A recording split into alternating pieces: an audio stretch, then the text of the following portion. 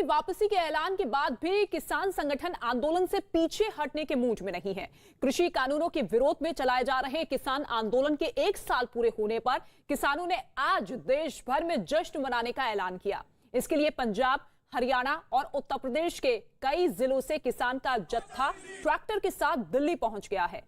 किसान संगठनों ने साफ कर दिया है कि जब तक उनकी मांगे नहीं मानी जाती है तब तक वो आंदोलन खत्म नहीं करने वाले। प्रधानमंत्री नरेंद्र मोदी के ऐलान के बाद भी कैबिनेट में भी 3 कृषि कानूनों को रद्द करने के प्रस्ताव को मंजूरी मिल चुकी है, लेकिन किसान अभी भी दिल्ली की सीमाओं पर डेरा जमाए हुए हैं। किसानों की मांग ये है कि उन्हें एमएसपी की गारंटी दी जाए। जिन किसानों ने आंदोलन में अपनी जान गंवाई है उन्हें मुआवजा दिया जाए। इसके साथ ही जिन किसानों पर मुकदमे दर्ज किए गए हैं उन्हें वापस लिए जाए। इन मांगों को लेकर किसान अभी भी दिल्ली बॉर्डर पर डटे हुए हैं।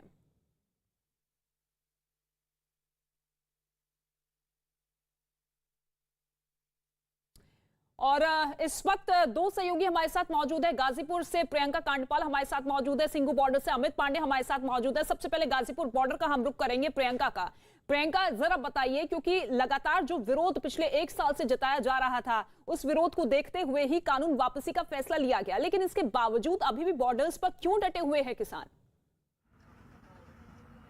जी बिल्कुल, अभी आज सुबह सुबह राकेश टिकैत से जो हमारी बात हुई है उनका साफ तौर पर कहना है कि आंदोलन सिर्फ 3 कृषि कानूनों को लेकर नहीं था, एमएसपी की एक लंबी मांग है जो चल रही है। मैं साथ साथ आपको तस्वीरें भी दिखाती जाती हूँ। ये आप देखिए गाजीपुर बॉर्डर की ताजा तस्वीरें हम दिखा रहे हैं, जहां ऊपर की तरफ जो फ्लाईओवर है वहां पर सिक्योरिटी को बढ़ाया जा रहा है, बीफअप किया जा रहा है। जहां पर फिलहाल आप तैनाती देख रहे हैं, दिल्ली पुलिस है, सीआरपी के तमाम जवान यहाँ पर तैनात है। सीमेंटेड बैरिकेड को भी प्लेस किया जा रहा है कि अगर आज, क्योंकि 1 साल पूरा हो रहा है, ऐसे में अगर किसान आज दिल्ली की तरफ कूच करने की सोचें तो उनको यहीं पर रोका जा सके। साथ ही किसान आंदोलन को लेकर राकेश टिकैत ने यह साफ किया है कि एमएसपी की मांग अहम है।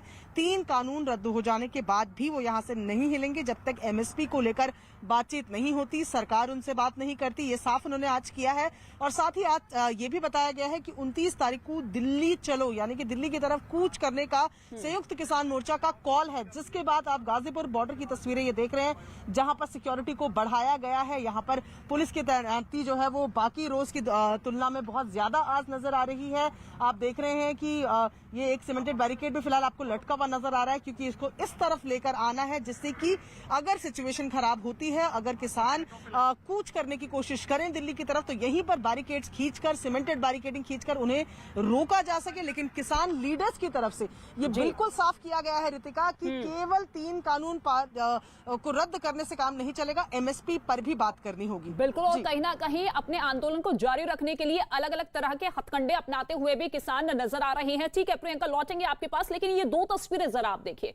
सिंघू बॉर्डर जो कि इस किसान आंदोलन का एपिक सेंटर रहा है, यहीं से इस पूरे आंदोलन की शुरुआत हुई थी, और अब वहां पर देखिए किस तरीके से जमावड़ा लोगों का लगा हुआ है। सुरक्षा व्यवस्था बढ़ा दी गई है। गाजीपुर बॉर्डर पर चारों ओर से पुलिस बल की तैनाती कर दी गई है, क्योंकि आज 1 साल पूरा हो चुका है किसान आंदोलन के शुरू हुए, और ऐसे में ऐलान कर दिया गया है किसान संगठनों की तरफ से कि आज इस दिन को जश्न के तौर पर मनाएंगे। किसान आंदोलन के 1 साल पूरे हो गए हैं और उसको लेकर जो किसान संगठन है उन्होंने बड़ा प्रदर्शन करने का फैसला किया है और एक कार्यक्रम तय किया है 26 से 29 तारीख तक, जिसमें किसानों का इकट्ठा होना, इसके अलावा दिल्ली कूच करना और अलग अलग कार्यक्रम शामिल है। हालांकि 3 कृषि कानून वापस ले लिए गए हैं, लेकिन उसके बाद भी किसानों की मांग है। और किसानों के इस कार्यक्रम को लेकर दिल्ली के सिंघू बॉर्डर पर जो व्यवस्था है, सुरक्षा व्यवस्था है, आप देख सकते हैं कि एक बार फिर बहुत बढ़ा दी गई है सुरक्षा व्यवस्था, क्योंकि आशंका यह जताई जा रही है कि काफी ज्यादा जो किसान हैं वो इकट्ठा होंगे। आज के दिन ऐलान किया था किसान संगठनों ने कि देश के अलग अलग हिस्सों से आए किसान इकट्ठा हों और उसके बाद एक तरीके का जश्न का माहौल बनाए। क्यों? क्योंकि आज 1 साल पूरा होने वाला है और इसको लेकर तमाम तरीके के इंतजामात किए हैं, क्योंकि प्रशासन को पहले भी अंदाजा हो चुका है, पहले भी झलक मिल चुकी है, पहले भी उन्होंने ये फेस किया है कि किस तरीके की दिक्कत उनको कानून व्यवस्था के स्तर पर उनका सामना करना पड़ा है। और इस वजह से आप अगर सीधे देखेंगे तो अलग अलग लेयर सुरक्षा की बढ़ाई गई है, ताकि किसान अपना उनका जो दायरा उनको जो निर्धारित किया गया है उससे आगे न बढ़े। टेंट बनाए गए हैं, इसके अलावा अलग अलग जो गाड़ियां हैं वो भी तैनात हैं। तो बेहद भारी तादाद में जो स्थानीय पुलिस है और पैरामिलिट्री फोर्स है, सबकी तैनाती यहाँ पर की गई है। कुल मिलाकर किसानों के इस जमावड़े को देखते हुए पुलिस की भी यही कोशिश है कि निर्धारित स्थल से किसान आगे न बढ़ पाए, कानून व्यवस्था जो है वो हर हाल में कायम रहे और किसी प्रकार की कोई अनहोनी घटना न हो। किसान आंदोलन के 1 साल पूरा होने पर। कैमरा पर्सन दिनेश देवरी के साथ Amit Pandey, Singhu border, news 18 India. और अमित का हम रुख कर लेते हैं सिंघू बॉर्डर से। इस वक्त सीधे लाइव हमारे साथ मौजूद है अमित। देखिए, कानून वापसी के ऐलान के बाद उम्मीद जगी थी कि अब राहत मिलेगी, लेकिन अब 6 मांगों को लेकर किसान संगठन अड़ा हुआ है। किस तरीके की तस्वीरें सिंघू बॉर्डर के इस वक्त? देखिए, सिंघू बॉर्डर पर हम बढ़ी हुई सुरक्षा व्यवस्था की तस्वीर देख सकते हैं और आप पीछे तस्वीरों में आप ये देख सकते हैं कि एकाएक थोड़ी देर पहले ब्रीफिंग हुई थी पुलिस अधिकारियों और सुरक्षा बलों के बीच में और एक महत्वपूर्ण निर्देश दिए गए हैं।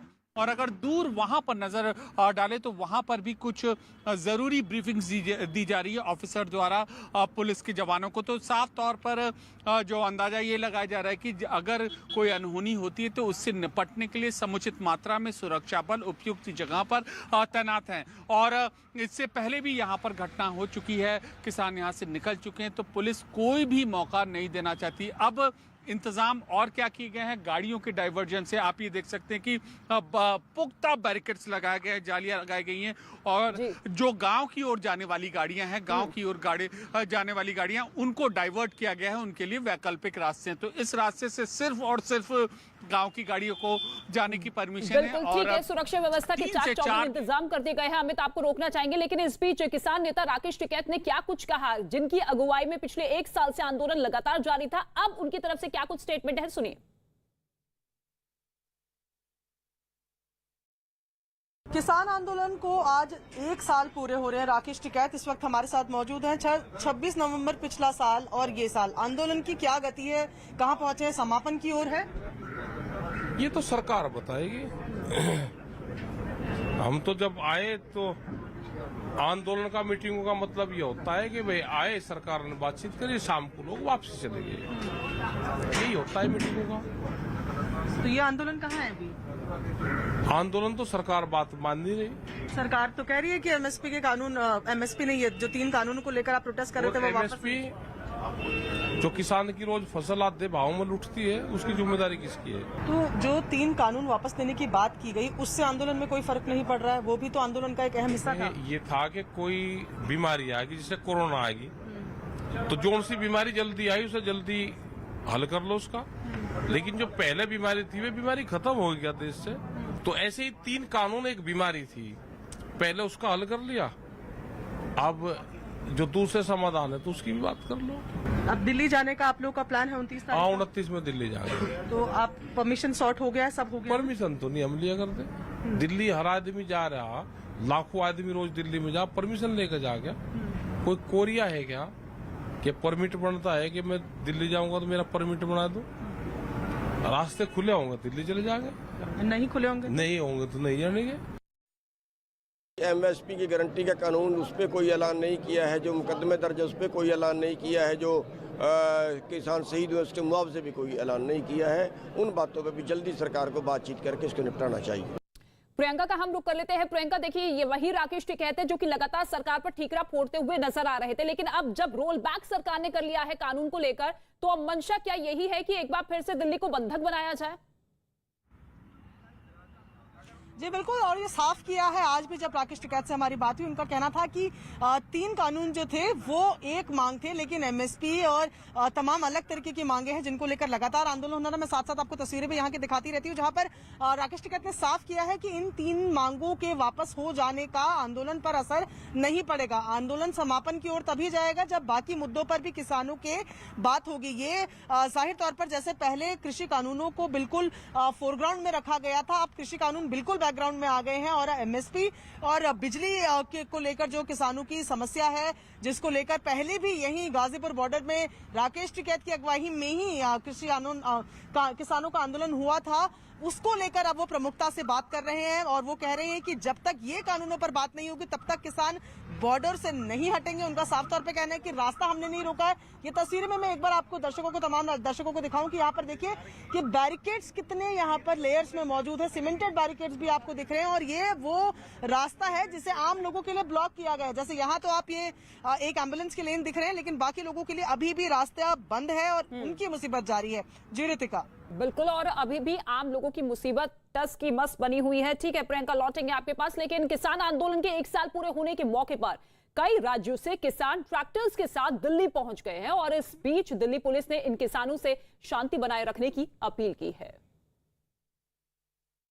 किसानों ने दिल्ली कूच का ऐलान किया है। दिल्ली पुलिस की किस तरह की तैयारी है, बात करने के लिए हमारे साथ दिल्ली पुलिस के प्रवक्ता चिन्मय विश्वास साहब हैं। चिन्मय जी, किस तरह की तैयारी दिल्ली पुलिस की रहेगी? 26 नवंबर को 1 साल किसानों का पूरा हो रहा है। दिल्ली के बॉर्डर पर हम लगातार जो किसानों के कार्यक्रम या जो कॉल्स होते हैं, आह्वान होते हैं, उसके ऊपर हम अपनी नजर लगातार बनाए हुए हैं और उनके इस 1 साल की पूर्ति की जो आह्वान दिया गया है उसके मद्देनजर बॉर्डर्स पर हम उचित बंदोबस्त, पुलिस बंदोबस्त वहां पर रखेंगे। सर, देखा गया है कि बॉर्डर पर बैरिकेडिंग वगैरह पुलिस ने बढ़ा दी है। क्या अपील आप किसानों से कर रहे हैं कानून व्यवस्था को लेकर? देखिए, कानून व्यवस्था बनाए रखना पुलिस का कर्तव्य होता है। हर परिस्थिति में, हर परिस्थिति से निपटने के लिए भी पुलिस अपनी तैयारी बना के रखती है। इसलिए हम जो भी हमें जो परिस्थिति के अनुसार हम अपनी तैयारियां जो हमें करनी पड़ती है उस तरह से हम तैयार रहते हैं और हम किसान भाइयों से ये अपील करते हैं कि किसी भी परिस्थिति में कानून को अपने हाथ में ना लें और कानून व्यवस्था को बनाए रखने में हमारा सहयोग करें। और किसान आंदोलन के बहाने विपक्षी पार्टियों ने भी केंद्र सरकार को घेर लिया है। कांग्रेस नेता मल्लिकार्जुन खड़गे ने केंद्र सरकार की मंशा पर ही सवाल उठा दिया।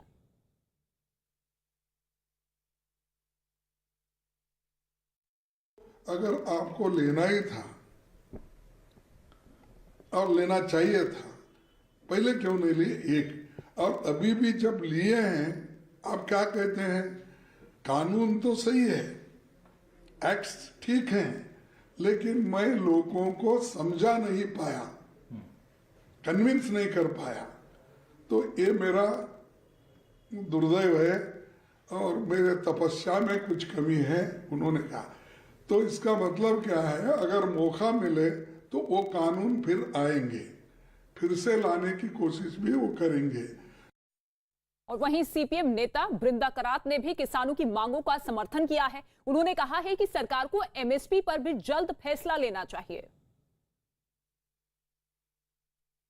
ये तो किसानों की भारी जीत है कि सरकार ने मजबूरी में ये करना पड़ा है, लेकिन जैसे किसानों ने कहा कि एमएसपी के संबंध में जो मिनिमम सपोर्ट प्राइस है, जो स्वामीनाथन कमीशन की सिफारिश है इसके संबंध में, वो भी बिल लाना बहुत ही ज़रूरी है, क्योंकि यही एक मुख्य मुद्दा है।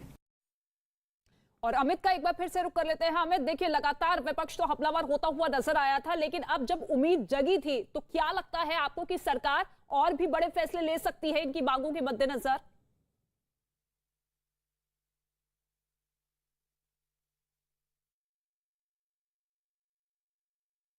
सुनने को तैयार है। और जब 19 नवंबर को पीएम मोदी ने जब ये घोषणा की थी कि 3 कानून वापस लिए जाएंगे, तो इसके साथ ही इस बात की भी पूरी उम्मीद है कि अन्य मांगों को भी सुना जाएगा। लेकिन सवाल ये है कि किस प्लेटफॉर्म पर जो आंदोलन कर रहे जो किसान हैं वो आते हैं, कैसे सरकार की ओर वो अपनी बात करते हैं। तो ये देखना होगा कि जब 29 नवंबर से जो पार्लियामेंट का सेशन शुरू होगा, उसके बाद जब तीनों कानून वापस जब लेने का बिल जब संसद में पेश होगा, उसके बाद सरकार की तरफ से क्या घोषणा की जाती है और उसके बाद ही किसान अपनी जो आगे की रणनीति है वो खुलासा करेंगे। तो हम ये कह सकते हैं कि दोनों पक्षों की ओर से वेट एंड वॉच की यहाँ पर रणनीति पर काम हो रहा है और सरकार के अनाउंसमेंट का किसानों को इंतजार है कि जब संसद में जब ये 3 कानून वापस होते हैं उसके बाद क्या बोलेगी सरकार। जी बिल्कुल। प्रियंका, क्या किसान संगठनों की तरफ से कोई बैठक रखी गई है? जी बिल्कुल, 27 तारीख को यानी कि कल किसान जो संयुक्त किसान मोर्चा है उनकी तरफ से बैठक रखी गई है। अहम वो बैठक मानी जा रही है क्योंकि आगे की रणनीति उससे तय होगी। एक साल के पूरे अपने आंदोलन को भी वो देखेंगे और 29 तारीख को दिल्ली चलो यानी दिल्ली कूच का भी प्लान जो है वो संयुक्त किसान मोर्चा की तरफ से किया गया है। उसी के मद्देनजर तमाम बॉर्डर्स में फिलहाल आप देख रहे हैं कि सिक्योरिटी को बीफअप किया गया है, बढ़ाया गया है। जी रितिका। बिल्कुल, सिक्योरिटी को बढ़ा दिया गया है और ये तस्वीरें लगातार हम आपको सिंघू बॉर्डर और गाजीपुर बॉर्डर के दिखा रहे हैं। किस तरीके से किसान अभी भी डटे हुए हैं। 26 नवंबर यानी कि ये वही तारीख है जब इस किसान आंदोलन की शुरुआत हुई थी। एक साल पूरा हो चुका है और इस दिन को एक जश्न के तौर पर ये किसान मनाते हुए नजर आ रहे हैं। इनका साफ तौर पे कहना है कि भले ही कानून वापसी का ऐलान कर दिया गया हो पीएम मोदी की तरफ से, लेकिन अभी भी 6 मांगे हैं हमारी जिस पर हम डटे हुए हैं। खबरों में आगे बढ़ रहे हैं। जैसे जैसे उत्तर प्रदेश में विधानसभा चुनाव का काउंटडाउन नजदीक आ रहा है, वार पलटवार का दौर भी तेज हो चुका है। एआईएमआईएम अध्यक्ष असदुद्दीन ओवैसी पर एजेंट होने के आरोप लगे हैं। ओवैसी को सीएम योगी आदित्यनाथ ने समाजवादी पार्टी का एजेंट बताया है। समाजवादी पार्टी के लिए काम करने का आरोप लगा रहे हैं। तो वहीं अखिलेश यादव ने असदुद्दीन ओवैसी को बीजेपी का एजेंट बता दिया है। आरोप और वार पलटवार के बीच किसान नेता राकेश टिकैत ने भी ओवैसी को बीजेपी का मददगार बता दिया है। तो अपने ऊपर लगे आरोपों पर ओवैसी ने भी कह दिया है कि पहले बीजेपी और समाजवादी पार्टी ये तय कर ले कि मैं किसका एजेंट हूं। मैं इस अवसर पर चाचा जान और अब्बा जान के नैया से कहूंगा कि वे सावधान होकर के सुन लें। अगर प्रदेश की भावनाओं को भड़का करके माहौल खराब करोगे तो फिर सख्ती के साथ सरकार निपटना भी जानती है।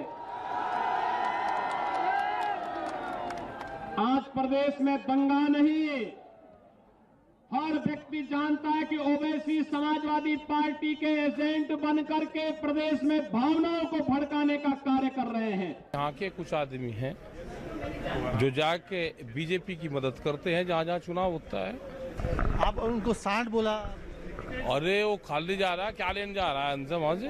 मैं समाजवादी पार्टी से बीजेपी से कहना चाहूंगा कि योगी आदित्यनाथ और अखिलेश यादव मेरी खातिर एक जगह बैठकर तय कर ले कि मैं किसका एजेंट हूं। तो ओवैसी को लेकर वार पलटवार का दौर लगातार जारी है। एक तरफ योगी आदित्यनाथ जो कि सीधे तौर पर समाजवादी पार्टी के एजेंट बताते हुए ओवैसी को नजर आ रहे हैं, तो दूसरी ही तरफ आप देखिए अखिलेश यादव ये कह रहे हैं कि बीजेपी के मददगार हैं। लेकिन इन सब चीजों के बीच असदुद्दीन ओवैसी का ये कहना है कि पहले समाजवादी पार्टी और बीजेपी एक साथ मिलकर ये तय कर ले कि मैं किसे मदद पहुंचा रहा हूं, किस पार्टी का एजेंट हूं। लेकिन राकेश टिकैत भी इस पूरे राजनीतिक बयानबाजी में कूद पड़े हैं। उन्होंने साफ तौर पर कहा कि असदुद्दीन ओवैसी भारतीय जनता पार्टी को मदद पहुंचा रहे हैं। उत्तर प्रदेश में विधानसभा चुनाव होने हैं और ऐसे में लगातार असदुद्दीन ओवैसी को लेकर वार पलटवार का दौर जारी है। और सीएम योगी आदित्यनाथ ने असदुद्दीन ओवैसी पर हमला बोला। सीएम योगी ने कहा कि ओवैसी समाजवादी पार्टी के एजेंट की तरह यूपी में काम कर रहे हैं। प्रदेश में 2017 के पहले और तीसरे चौथे दिन दंगे होते थे। आज यहां पर मैं चेतावनी दूंगा उस व्यक्ति को जो यहां पर सिटीजनशिप अमेंडमेंट एक्ट के नाम पर फिर से भावनाओं को भड़काने का कार्य कर रहा है। और भाइयों बहनों, मैं इस अवसर पर चाचा जान और अब्बा जान के नैया से कहूंगा कि वे सावधान होकर के सुन लें। अगर प्रदेश की भावनाओं को भड़का करके माहौल खराब करोगे तो फिर सख्ती के साथ सरकार निपटना भी जानती है। आज प्रदेश में दंगा नहीं, हर व्यक्ति जानता है कि ओवैसी समाजवादी पार्टी के एजेंट बनकर के प्रदेश में भावनाओं को भड़काने का कार्य कर रहे हैं। तो योगी आदित्यनाथ को आपने सुना, उन्होंने साफ तौर पे कहा कि प्रदेश की भावनाओं को भड़काकर अगर अराजकता का माहौल या माहौल को खराब करने की कोशिश की गई तो सरकार पूरी तरीके से जानती है कि ऐसे लोगों से किस तरीके से सख्ती से निपटा जाए। और सीधे तौर पर समाजवादी पार्टी का एजेंट बताते हुए असदुद्दीन ओवैसी को अखिलेश यादव। और इस बीच असदुद्दीन ओवैसी की तरफ से भी बयान सामने आया है कि दोनों पार्टी जो मुझे एक दूसरे का एजेंट बता रहे हैं, पहले वो डिसाइड कर ले कि मैं आखिर किसे मदद पहुंचा रहा हूं। और हैदराबाद में किसानों के महाधरना में शामिल हुए राकेश टिकैत ने असदुद्दीन ओवैसी का नाम लिए बिना उन पर निशाना साधा। उन्होंने इशारों में ओवैसी पर बीजेपी की मदद करने का आरोप लगा दिया। यहाँ के कुछ आदमी हैं जो जाके बीजेपी की मदद करते हैं जहाँ जहाँ चुनाव होता है। आप उनको सांड बोला? अरे वो खाली जा रहा है, क्या लेने जा रहा है उनसे वहां से। राकेश टिकैत जो कि उत्तर प्रदेश में अपनी राजनीतिक जमीन तलाशते हुए नजर आ रहे हैं, एक के बाद एक पंचायत करते हुए भी दिखाई दिए पिछले दिनों, लेकिन अब सीधे तौर पर असदुद्दीन ओवैसी पर हमला बोलते हुए कि हां भारतीय जनता पार्टी को मदद पहुंचा रहे हैं। असदुद्दीन ओवैसी जो कि ऐलान कर चुके हैं कि वो उत्तर प्रदेश के विधानसभा चुनाव में 100 सीटों पर लड़ेंगे। पहले ओपी राजभर के साथ गठबंधन किया, लेकिन फिर उनके साथ अलग हो गए और अब सीधे तौर पर राजभर उन्हें बड़ा ऑफर देते हुए नजर आ रहे हैं कि आइए समाजवादी पार्टी के साथ मिलकर चुनाव लड़िए। लेकिन यहां पर समाजवादी पार्टी के प्रमुख यानी कि अखिलेश यादव ही असदुद्दीन ओवैसी को बीजेपी का एजेंट बताते हुए नजर आ रहे हैं। और यूपी चुनाव के प्रचार में जुटे असदुद्दीन ओवैसी ने समाजवादी पार्टी और बीजेपी के उन आरोपों पर तंज कसा जिसमें दोनों दल उन पर एक एक दूसरे को फायदा पहुंचाने का आरोप लगा रहे हैं।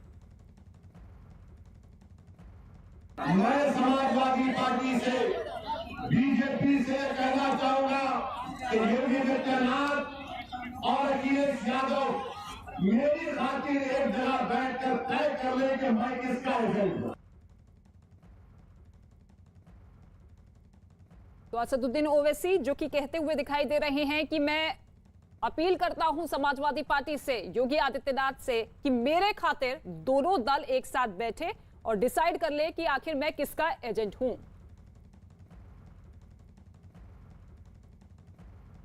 और अब बात कर्नाटक की। कर्नाटक में धारवाड़ के एसडीएम मेडिकल कॉलेज में कोरोना का विस्फोट हो गया है। कॉलेज के 400 छात्रों में 66 की रिपोर्ट पॉजिटिव आई है। खतरे की बात तो यह है कि इन सबको कोरोना वैक्सीन की दोनों डोज लगाई जा चुकी थी, फिर भी वो वायरस की चपेट में आ गए। बताया यह जा रहा है कि मरीजों की संख्या बढ़ भी सकती है क्योंकि 100 छात्रों की रिपोर्ट अभी नहीं आई है। एमबीबीएस की पढ़ाई कर रहे जिन छात्रों को कोरोना हुआ है वो हाल ही में मेडिकल कॉलेज में एक कार्यक्रम में शामिल हुए थे। ऐसे में जब उनकी रिपोर्ट पॉजिटिव आई तो प्रशासन के हाथ पांव फूल गए। फौरन 2 हॉस्टल को सील कर दिया गया। इसके अलावा आला अधिकारियों के साथ जिले के डीएम खुद वहां पहुंचे।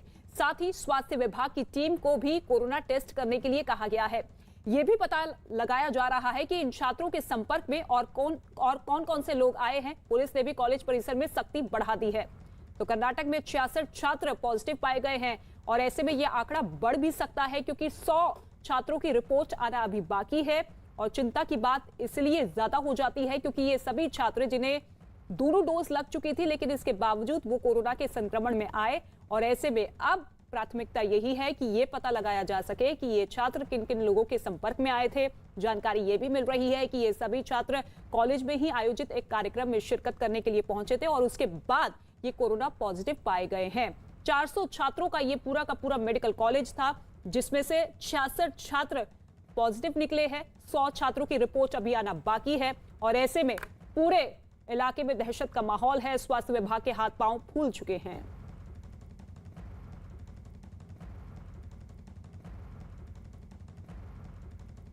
और इस बीच दक्षिण अफ्रीका में कोरोना वायरस के एक नए वेरिएंट का पता चला है जो डेल्टा वेरिएंट से भी ज्यादा खतरनाक है। दक्षिण अफ्रीका में कोरोना मरीजों की संख्या में तेजी के बीच वहां के वैज्ञानिकों ने वायरस का यह नया वेरिएंट मिलने का ऐलान किया। बताया यह गया है कि वहां अब तक 22 लोगों में वायरस का यह वेरिएंट मिल चुका है। वैज्ञानिकों के मुताबिक इस नए वेरिएंट की वजह से ही दक्षिण अफ्रीका में कोरोना मरीजों की तादाद फिर से बढ़ने लगी है और अब वहां पिछले महीने की तुलना में 12 गुना ज्यादा नए मरीज हर रोज सामने आ रहे हैं। यही नहीं, दक्षिण अफ्रीका से बोत्सवाना और हांगकांग पहुंचे कुछ लोगों में भी कोरोना का यही वेरिएंट पाया गया है। हालांकि अभी इसके बारे में बहुत जानकारी सामने नहीं आई है, लेकिन फिर भी आशंका जताई जा रही है कि यह नया वेरिएंट भारत में दूसरी लहर के लिए जिम्मेदार डेल्टा वेरिएंट से भी ज्यादा खतरनाक हो सकता है।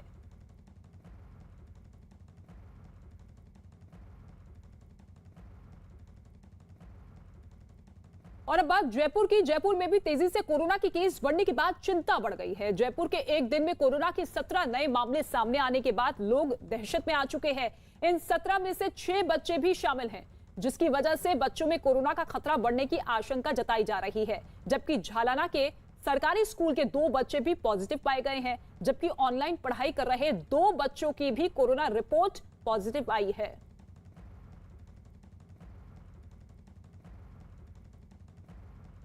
तो झालाना में भी 2 बच्चों को कोरोना हुआ है। इससे पहले हमने आपको बताया था कि किस तरीके से जयपुर के स्कूलों में बच्चे कोरोना पॉजिटिव पाए जा रहे हैं और ऐसे में संख्या लगातार बढ़ती हुई नजर आ रही है। और राजस्थान के मुख्यमंत्री अशोक गहलोत ने केंद्र सरकार से अपील की है कि कोरोना की वजह से हुई मौतों पर पूरे देश में एक सर्वे हो और हर राज्य से सही आंकड़े जुटाए जाए। अशोक गहलोत ने पीड़ित परिवारों के लिए आर्थिक सहायता दिए जाने की भी मांग की है। मैंने कहा है कि पूरे कंट्री का सर्वे होना चाहिए। अगर आंकड़े सच्चे आएंगे सरकार के पास में, सरकार चाहे भारत सरकार हो तो राज्य सरकार हो, जितना आंकड़ा कोई सर्वे का भी होता है, बड़ी बड़ी एजेंसी कंट्री की सरकार की एजेंसी है, जैसे NSSO है जो शानदार सर्वे करता है आजादी के बाद से ही, उनके आंकड़े जब आते हैं उसके आधार पर हर विभाग सरकार का वो अपनी भावी नीतियां बनाता है। अगर आंकड़े छिपे रहेंगे राज्यों के अंदर उचित नहीं होगा। हर राज्य सरकार को चाहिए ईमानदारी से जो जिनकी डेथ हुई कोरोना के अंदर उनका ढंग से सर्वे हो। और कोरोना पर कांग्रेस शासित राज्यों ने पीएम मोदी को चिट्ठी लिखकर पीड़ित परिवारों के लिए मुआवजे और कोविड कमीशन के गठन की मांग की है। कांग्रेस नेता गौरव वल्लभ ने ऐलान किया है कि इन मांगों को लेकर कांग्रेस 26, 27 और 28 नवंबर को देश भर में सड़कों पर उतरेगी। हमारी मांग है और हमारे मुख्यमंत्रियों ने भी ये सरकार को लिखा है और राजस्थान के मुख्यमंत्री माननीय अशोक गहलोत जी ने प्रधानमंत्री जी को चिट्ठी लिखी कि आप आगे बढ़िए, राजस्थान की सरकार जो उसका 1 लाख रुपए का अंशदान है वो जरूर दे। और भी राज्यों में जहां पे हम सरकार में नहीं हैं वहां आगामी 26, 27 और 28 तारीख को वहां के जो लोकल लीडरशिप है, हमारे लीडर्स हैं, वो वहां के राज्यों के मुख्यमंत्री को चिट्ठी लिखेंगे और दबाव डालेंगे कि ये 4 लाख रुपए हर मृतक के परिवार को जो उसका अधिकार है वो उनको दिलाने का काम करेंगे। इजराइल दुनिया भर में अपनी ऐसी कृषि तकनीकों के लिए जाना जाता है जिसे उसने दशकों से पानी की कमी को दूर करने के लिए विकसित किया है। अब बुंदेलखंड क्षेत्र के किसान फसल चक्र और उत्पादन को बढ़ावा देने के लिए उसी तकनीक का इस्तेमाल कर रहे हैं। देखिए मिशन पानी रिपोर्ट की ये खास कवरेज। स्वच्छता और पानी, पानी, पानी, हमको बचानी है ये जिंदगानी। बुंदेलखंड में विशेष समस्या पानी की कई सालों से रही है। आए दिन भी समस्या बढ़ती जा रही है, जिसके कारण आए दिन यहाँ के जो भी खेती से रिलेटेड हमारे किसान हैं वो खेती को मजबूरी में छोड़ते हुए कहीं ना कहीं बाहर पलायन करने के लिए मजबूर हो रहे हैं। पहले से आज की कंडीशन में ऐसा कि दिन प्रतिदिन हम लोगों की खेती की जो उपज होती है वो कम होती गई है। खर्चा ज़्यादा हो रहा, प्रॉफिट कुछ होता नहीं है और जिस वजह से हम लोगों को आज आधुनिक खेती की ओर बढ़ना पड़ रहा है। मुझे आधुनिक खेती में इंटरनेट के जरिए नेट FM कंपनी के बारे में पता चला, जो कि एक इजराइल की कंपनी है।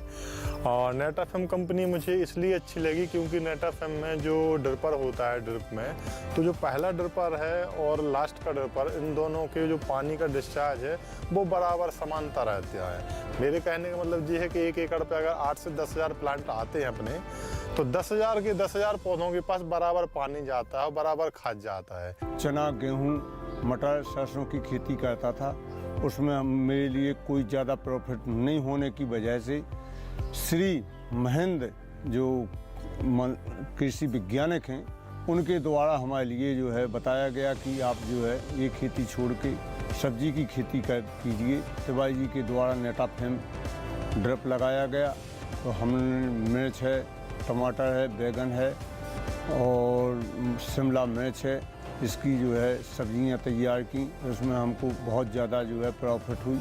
उम्मीद भी है कि आगे चल के हमारी खेती अच्छी होगी, हम सफल किसान बनेंगे। स्वच्छता